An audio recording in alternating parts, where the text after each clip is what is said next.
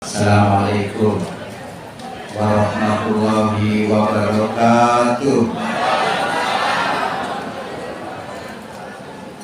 Alhamdulillah rabbil alamin wa bihi nasta'in ala umuri dunya waddin. Wassalatu wassalamu ala asrofil anbiya'i wal mursalin wa ala alihi wa sahbihi wasallim ajma'in, amma ba'du. Bapak Ibu yang kami hormati, wabil khusus Wali Kota yang diwakili oleh Bapak Misbah yang kami hormati, dan yang lainnya tidak saya sebut karena saya PDI. PDI itu penurunan daya ingat, bukan PDIP bukan. PDI itu penurunan daya. Saya tadi lupa siapa saja yang disebut, itu lupa saya. Terus pokoknya nurut kemarin, nurut tadi semua yang kami hormati. Alhamdulillah di siang hari ini kita bisa hadir untuk mengikuti acara halal bihalal. Artinya halal dengan halal, bukan halal biharam, bukan haram biharam, tapi halal bihalal artinya saling meridhoi. Nah, saling meridhoi ini sebenarnya adalah indikator orang yang takwa. Terus diwujudkan dalam bentuk seperti ini sebenarnya bukan dituntunkan oleh Islam, tapi ini budaya. Tapi budaya itu boleh dilakukan asal tidak bertentangan dengan Islam. Itu yang penting. Ini karena sejarahnya ini dulu kan di Kesultanan Yogyakarta itu mari sembahyang riyoyo, serojone temu-temu salaman kafir. Nah, sekarang dikemas dalam bentuk macam-macam. Yang penting apa? Saling meridhoi. Nah, ini kalau kita lihat ada di dalam Quran itu ciri orang bertakwa itu alladzina yunfikuna fis-sarra wad-dharra. Orang bertakwa itu adalah orang yang dermawan, menafkahkan hartanya baik dalam keadaan sempit atau dalam keadaan lapang. Artinya loman. Jadi wong imam gak loman terus lagi tak cocok. Jadi itu loman. Nah, loman ini bisa disalurkan lewat, kalau di Mojokerto bisa lewat rasisme, terserah. Itu bisa lewat macam-macam. Lah itu setiap orang yang beriman itu selalu artinya dermawan. Nah, kedermawanan ini kalau kita hayati itu luar biasa dampaknya. Punya namanya itu bisa nahan bala. Pandangan itu settingannya Allah, kodoi Allah akan kena bala karena bersedekah tertahan 70 bala. As-shadaqatu tamna'una sab'una minal bala. Sedekah itu bisa menahan 70 bala. Ini dawuh Kanjeng Nabi. Jadi luar biasa ini. Berarti orang beriman itu hebat. Ada lagi Rasulullah mengatakan as-shadaqatu syai'un ajibun. Sedekah itu sesuatu yang ajaib. Nah, ajaibnya di mana? Ajaibnya bukan diwirid ping 5.000 betul. Ajaibnya ini akan keluar kalau dilaksanakan. Karena hakikat orang bersedekah itu belajar tidak terlalu cinta kepada dunia. Kalau terlalu cinta, pisah sakit. Panjenengan biyen apane arek-arek mbek ibu arek wis karo pacaran seneng. Terus mari itu salah satu berkhianat terus pisah. Sakit tambah ngene. Sakit, soalnya panjenengan cinta. Nek gak cinta gak sakit. Lah orang sedekah itu belajar tidak terlalu cinta kepada dunia. Nanti kalau kita meninggalkan dunia karena tidak terlalu cinta, maka tidak sakit. Itu rahasianya. Ini adalah terkait dengan masalah sedekah. Kemudian nomor 2-nya adalah menahan marah. Wal kadhiminal ghaidh. Orang beriman itu ciri-cirinya bisa menahan marah. Kalau tidak bisa menahan marah, kita jatuh kepada dosa. Jadi orang beriman itu atau manusia seluruhnya itu selalu memiliki namanya sifat amarah. Ini tidak bisa dihilangkan tapi bisa ditahan.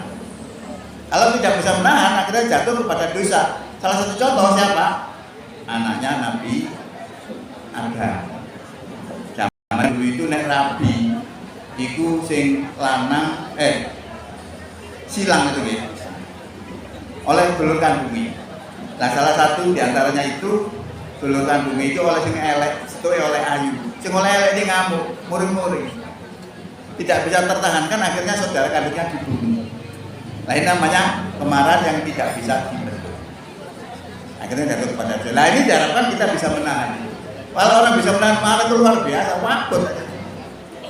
Apalagi kita punya kesempatan untuk marah tapi terus dihidupin, wakut. Tapi kalau mampu luar biasa. Kemudian yang terakhir adalah masalah saling memaafkan. Wal afina anin nas, lainnya diwujudkan nek riyo-riyo biasanya gitu ya. Riyo masih gak salah, yang aku salah ini. Nah, apalagi sekarang ini diwujudkan dalam bentuk halal bihalal, artinya saling sepuro menyempuro, saling ikhlas mengikhlaskan. Berarti itu adalah ciri khas orang yang pertama.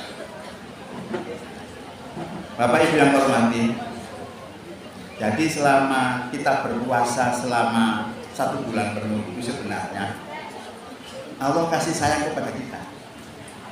Kita dididik, digembleng supaya apa? Supaya menjadi orang takwa. Nah, orang takwa, wong nek takwa diserai sembarang beres. Iman takwa mesti beres. Nek gak takwa gak beres. Di Indonesia ini beberapa saat yang lalu itu ada namanya korupsi luar biasa. Nah kita diprediksi kira-kira mau korupsi soalnya kurang bayaran nih. Wes itu ndak mau bayaran nih. Tuh ndak mau bayaran. Kadang nggak leren korupsi ini, tambah gede korupsi ini. Berarti perkorone bukan kurang bayaran kalau gitu. Lah kurang apa? Kita lihat sebuah kisah.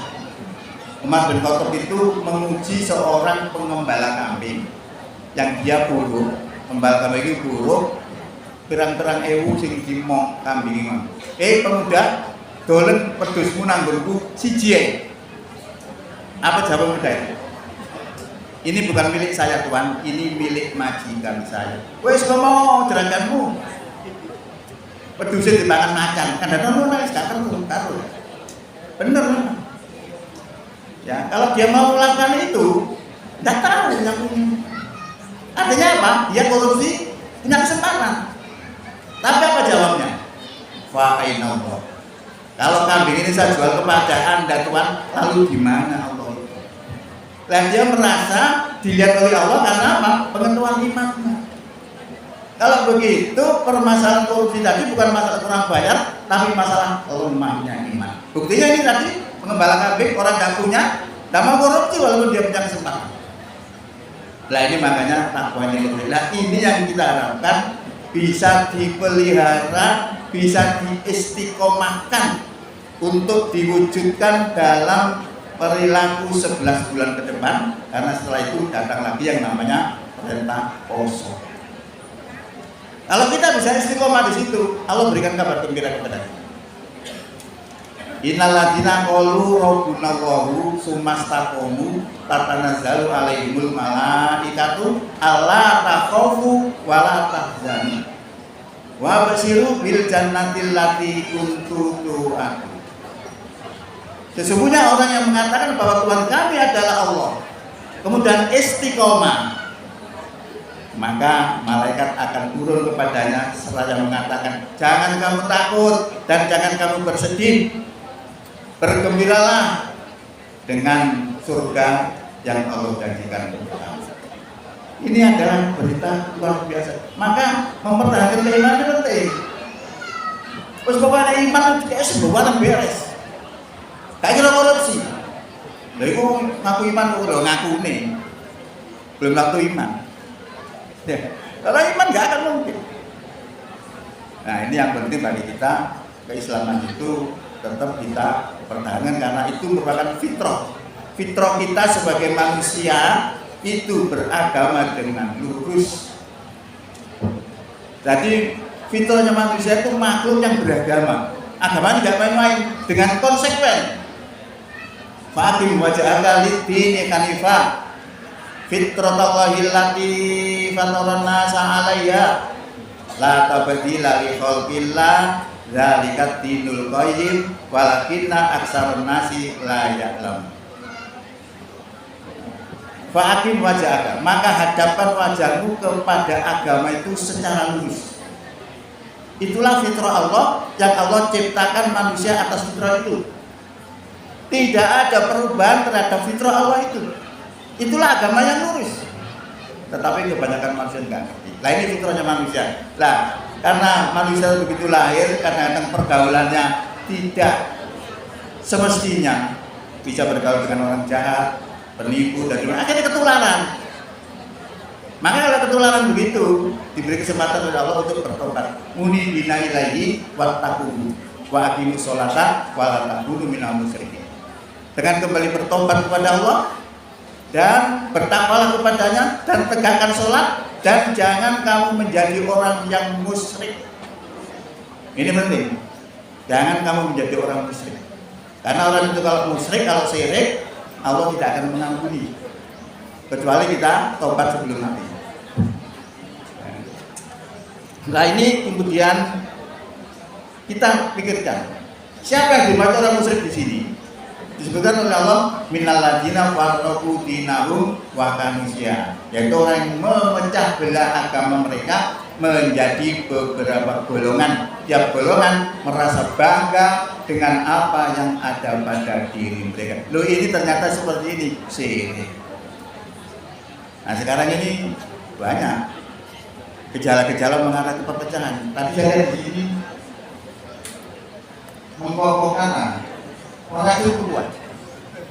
Ya, tadi lawan perpecahan itu kuat. Sekarang ini banyak kalau kita melihat medsos itu wajah luar biasa kalau kita nggak paham. Seperti terjadi penyerangan di Israel, Iran. Itu orang Sunni aja sudah ribut. Ono sing bener Iran, ono sing nyalahno Iran. Lah ini kalau kita nggak memahami itu akhirnya kita pecah sendiri. Padahal kita dituntut untuk bersatu. Persatuan kita itu ukurannya diikat dengan keimanan, bukan diikat dengan kelompok. Kalau diikat dengan kelompok ya seperti sekarang ini. Kalau diikat dengan keimanan, seluruh orang beriman saudara. Innamal mu'minuna ikhwatun. Sesungguhnya orang beriman itu adalah saudara. Dan kemarin itu WA-WA sama siapa?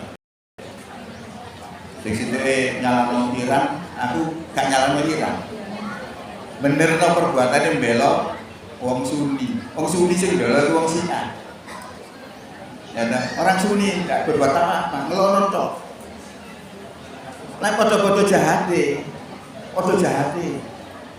Orang Sunni ya jahat loh, jangan dikira ada jahat. Siapa yang membunuh cucunya Nabi? Hasan Husain itu siapa yang membunuh? Itu orang Sunni yang bunuh. Tapi nggak pernah diungkap. Jadi informasi itu tidak sepakat. Maka sekarang itu sudah tidak, itu masalah politik. Politik dulu itu ketika Rasulullah meninggal, siapa yang berhak untuk menjadi pemimpin?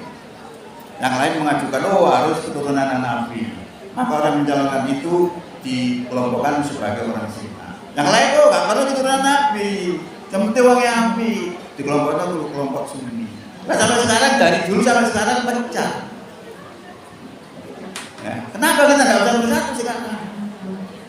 Lalu Yahudi itu kan orang musuhnya Nasrani ya dulu. Jaminan Nabi Isa itu yang sinyalim sih jangan mata ini itu ya orang Yahudi. Ya, lalu diangkat oleh Allah diselamatkan lah Nabi Isa. Nah sekarang Yahudi dengan Nasrani itu, lu bisa bersatu loh. Lu kenapa kita nggak bisa? Kan begitu. Karena dia punya kepentingan untuk menghancurkan Islam. Dia bersatu. Lah kenapa kita tidak? Lalu kalau beda pendapat, semua beda pendapat. Kita tahu ya. Oh imam kita ya beda-beda. Sampai dulu sampai sekarang beda semua. Ya, maka ini perlu kita tanamkan kepada kita rasa persatuan ini karena Allah sudah sampaikan wa'tasimu bihablillahi jami'an. Berpegang teguhlah kamu kepada tali agama Allah wala tafarraqu dan jangan kamu berpecah belah. Sudah diingatkan jangan berpecah belah. Oleh karena itu saya mengharapkan kepada anggota Muhammadiyah khususnya pengurus. Panjenengan harus jaga ukhuwah itu, kemudian harus berbangga dengan Muhammadiyah. Karena Muhammadiyah itu didirikan bukan atas pemikiran, tapi atas spirit Quran. Quran surat 3 ayat 104 yang disampaikan oleh Pak Aris. Wal takum minkum ummatu yad'una ilal khair wa ya'muruna bil ma'rufi wa yanhauna 'anil munkar wa ulaika humul muflihun. Hendaklah ada di antara kamu segolongan umat yang menyuruh, yang mengajak kepada kebaikan, menyuruh berbuat baik dan mencegah munkar. Ini spirit ini. Waktu jenengan kurang 5 menit lagi. Ya. Belum begitu apa-apa lah. Ini karena intinya. Oh iya. Jadi cara begitu. Jadi kita harap kita berbangga karena Islam ini, Muhammadiyah itu didirikan spiritnya Quran. Kalau panjenengan sebagai pengurus di Muhammadiyah, berarti panjenengan sudah melakukan Quran itu. Ini harus bangga. Dan apa yang dilakukan di Muhammadiyah, fikih-fikihnya semua berdasarkan dalil, bukan katanya si A si B. Panjenengan lihat orang-orang itu dalam berfatwa, katanya si A si B, dia tidak menunjukkan dalil. Tapi di Muhammadiyah dalilnya jelas, Qurannya dan hadisnya harus sampai. Kalau tidak ada kejelasan, nggak usah dilakukan. Itu banget. Jadi kita harus bangga seperti itu. Kemudian kita harus bangga bahwa Muhammadiyah ini didirikan bukan untuk pribadi, tapi untuk umat. Hanya kan tahu ketika di Sumatera terjadi banjir, siapa yang nyumbang di atas 100 miliar? Muhammadiyah. Ya, gampang Muhammadiyah masjid, rom jemua, sumbang orang dari Sumatera. Saya di Indonesia kelutik loh, Bu. Betul-betul ini.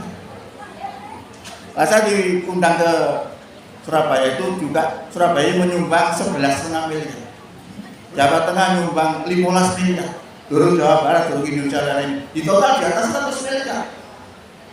Untuk umat, orang nggak mengerti. Mereka yang teriak-teriak paling Pancasilais, tiarap semua.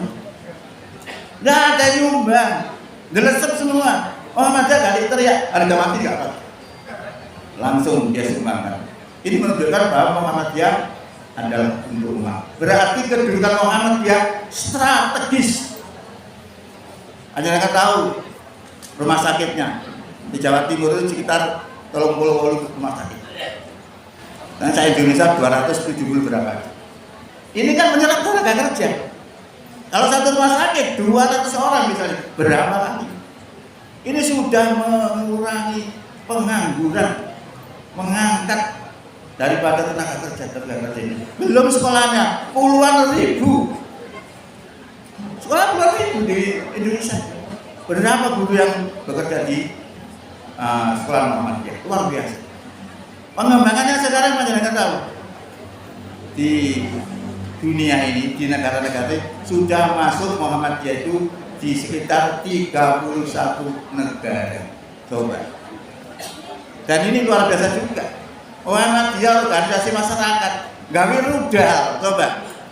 Wah luar biasa, melampaui menang.